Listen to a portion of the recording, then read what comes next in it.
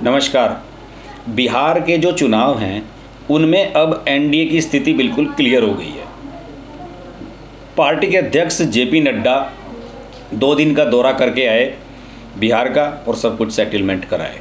उन्होंने आकर प्रधानमंत्री नरेंद्र मोदी को स्पष्ट कर दिया कि नीतीश कुमार के साथ बातचीत पूरी हो चुकी है और अब हमें घबराने वाली कोई बात नहीं है और गो अहेड। ये एक नया डेवलपमेंट है। नया डेवलपमेंट इस लिहाज से है कि लोक जनशक्ति पार्टी, रामविलास पासवान की पार्टी लगभग 1 महीने से ब्लैकमेलिंग पर उतरी हुई थी और लगातार वो ये कह रही थी कि हमें ज़्यादा सीटें चाहिए, हमें ज़्यादा सीटें चाहिए, हम ज़्यादा सीटों पर चुनाव लड़ेंगे, ये वो फलाना ढिमका।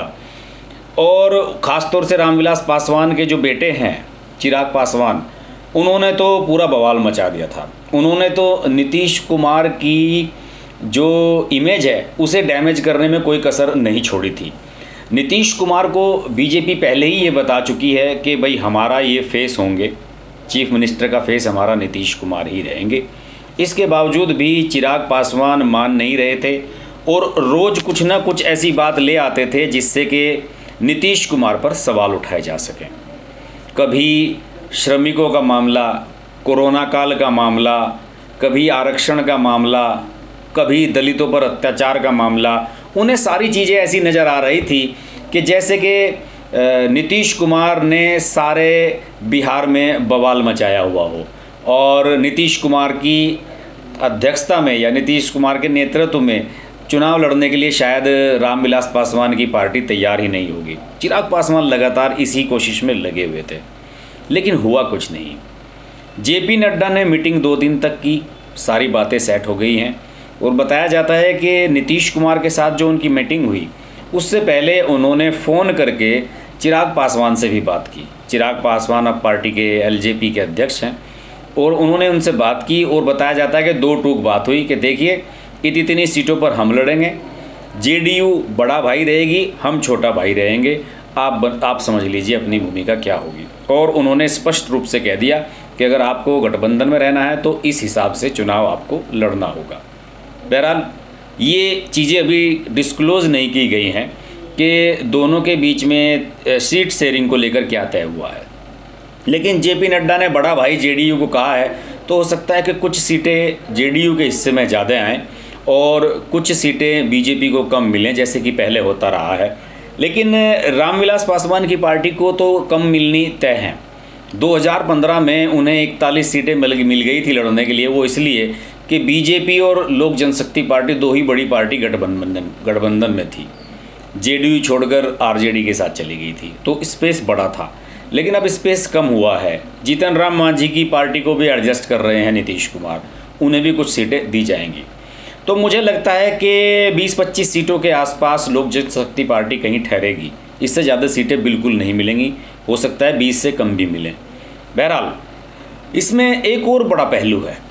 प्रधानमंत्री नरेंद्र मोदी ने रविवार को बिहार के लिए कुछ 900 करोड़ रुपए की कोई गैस योजनाओं वगैरह का एक उद्घाटन किया, शुभारंभ किया। उन्होंने डिजिटली उसे संबोधित किया। उसमें पेट्रोलियम मिनिस्टर धर्मेंद्र प्रधान और भी कई लोग, गणमान्य लोग उसमें वर्चुअली जुड़े और उसमें एक बहुत महत्वपूर्ण बात कही नीतीश कुमार के बारे में। उन्होंने ये कहा कि नीतीश कुमार के नेतृत्व में पिछले 15 साल में बिहार प्रगति की राह पर दौड़ा है और ये प्रगति की राह पर जो बिहार चला है इसे न्यू इंडिया, न्यू बिहार का उन्होंने एक नाम दिया और ये कहा कि ये जो सिलसिला चल रहा है बिहार के डेवलपमेंट का, बिहार के विकास का, ये टूटना नहीं चाहिए। और उन्होंने ये आह्वान किया कि सब लोग नीतीश कुमार में विश्वास रखें। उन्होंने कहा कि बहुत बड़े बड़े चैलेंज नीतीश कुमार ने झेले हैं और इसके अलावा उन्होंने ये भी स्पष्ट कर दिया कि नीतीश कुमार बिहार के विकास का चेहरा हैं और उन्हें इस बात से कोई इनकार नहीं है।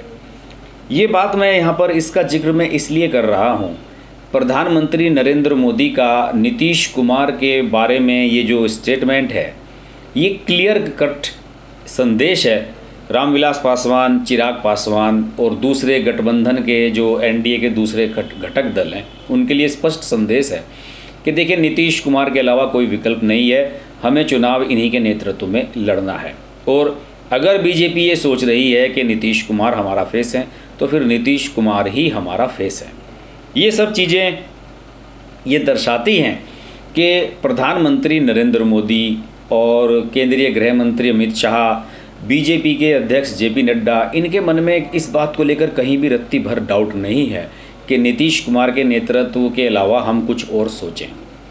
अक्सर ये बात चलती है कि बीजेपी के पास कोई फेस नहीं है, सुशील मोदी जो डिप्टी सीएम है उनके अलावा बीजेपी के पास कोई बड़ा नेता नहीं है, बीजेपी अपना प्रत्याशी, अपना कोई मुख्यमंत्री का फेस क्यों नहीं लाई है। लेकिन मुझे लगता है कि बीजेपी ने इस पर बिल्कुल भी सोचा ही नहीं है। ये एक ड्रिल बिल्कुल पेंडिंग है और बीजेपी अभी इस बारे में सोच ही नहीं रही है कि बिहार में अकेले चुनाव लड़ा जाए।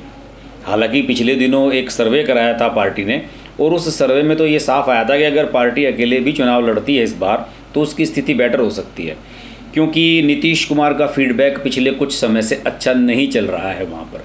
लेकिन इसके बावजूद भी, एक बढ़िया फीडबैक आने के बावजूद भी बीजेपी ने ये नहीं सोचा कि हम अकेले चुनाव जाएं। वो ये चाहती है बीजेपी कि बिहार जैसा महत्वपूर्ण स्टेट, जैसे कि उत्तर प्रदेश है, बिहार है, या वेस्ट बंगाल है, मध्य प्रदेश है, महाराष्ट्र है, इन बड़े स्टेट्स को बीजेपी नहीं खोना चाहती है किसी भी कीमत पर। महाराष्ट्र में उसने धोखा खाया है। महाराष्ट्र में शिवसेना ने उनका साथ छोड़कर कांग्रेस एनसीपी के साथ मिलकर सरकार बना ली, लेकिन यहाँ वो रिस्क नहीं उठाना चाहते। जैसा कि पिछली बार हुआ था, कुछ महीने के लिए नीतीश कुमार, लालू, कांग्रेस इनके साथ मिल गए थे और सरकार बन गई थी, लेकिन अंत में बीजेपी उन्हें कन्विंस करने में सफल रही और अपने तरफ मिलाने में सफल रही।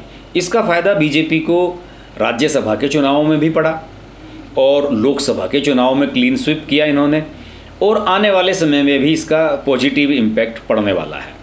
तो बहरहाल नरेंद्र मोदी ने अपने कल की स्पीच में ये साफ कर दिया कि नीतीश कुमार के अलावा हमारे पास कोई विकल्प नहीं है और नीतीश कुमार ही हमारा डेवलपमेंट का फेस होंगे।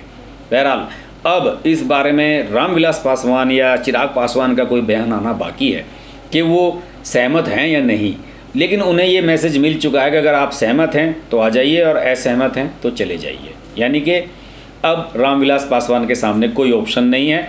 मोदी ने इस पर मोहर लगा दी है कि नीतीश कुमार ही हमारा फेस होंगे। बहरहाल इस पर, बिहार के चुनाव पर, तमाम एंगल्स पर हम नज़र बनाए रखेंगे। आप देखते रहिए अर्श की बात लाइव। नमस्कार। Hi, this is Pooja Bedi, and I'd like to say that I'm deeply grateful to Harsh for his wonderful, wonderful and courageous reporting and the fact that he always stands up for what he thinks is right. Thank you, Harsh, for all the support and all the love, and rock on. Everyone who's watching this, don't hesitate to press the like, share, subscribe button on his channel.